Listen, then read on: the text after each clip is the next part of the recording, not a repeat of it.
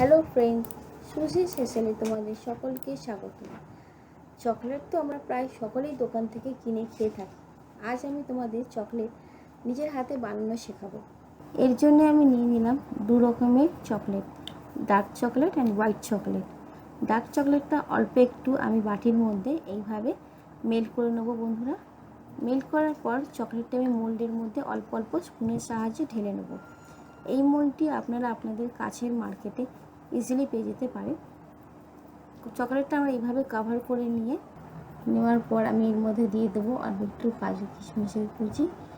কাজু কিশমিশ কুচিটা আমি দিয়ে দেওয়ার পর আমি হোয়াইট চকলেটটি মেল্ট করে রেখেছিলাম, সেই মেল্টটা আমি এর মধ্যে অল্প অল্প করে স্পুনের সাহায্যে পুরো মোল্ডটাকে কাভার করে দেবো।